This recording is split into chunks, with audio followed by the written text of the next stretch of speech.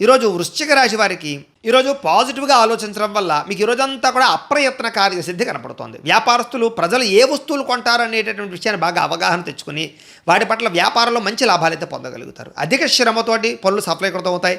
అయితే అదృష్టం శ్రమించే వారికి తోడవుతుంది అని అంచేత ఆ విషయాన్ని గుర్తుపెట్టుకుని ప్రయత్నం చేయండి. కొత్త కొత్త కార్యక్రమాలకి శ్రీకారం చుడతారు. ఎప్పుడైనా సరే కొత్త కార్యక్రమాలు మొదలైనప్పుడే మనసులో తెలియని ఉత్సాహం ఉంటుంది. అది జీవితం మీద మనకు ఆశని పట్టుదలని పెంచుతుంది. ప్రతిరోజు నిద్ర లేవడానికి కూడా ఒక బలమైన కారణాన్ని ఇస్తుంది. కాబట్టి ఉత్సాహంగా ఉండండి. అయితే తినే ఆహారంలో మార్పులు తీసుకురావడం వల్ల, వ్యాయామము, మెడిటేషన్ చేయడం వల్ల మీ ఆరోగ్యంలో చాలా చక్కని మార్పులు వస్తాయి. కాబట్టి ప్రయత్నం చేయండి.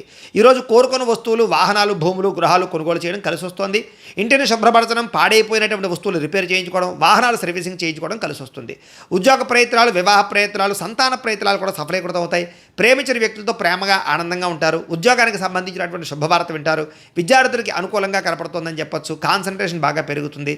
బాగా సంపాదించాలని తపన పెరుగుతుంది. అలాగే సమయాన్ని వృధా చేయకుండా డబ్బులు బాగా సంపాదించాలనేటటువంటి తపన కూడా బాగా పెరుగుతుంది. రుణ బాధల నుంచి బయటపడడానికి ప్రయత్నం చేస్తారు. అయితే దుబారా ఖర్చులు తగ్గించుకున్నట్లయితే అప్పులు తొందరగా తీరతాయి అనే విషయాన్ని మాత్రం గుర్తుంచుకోండి.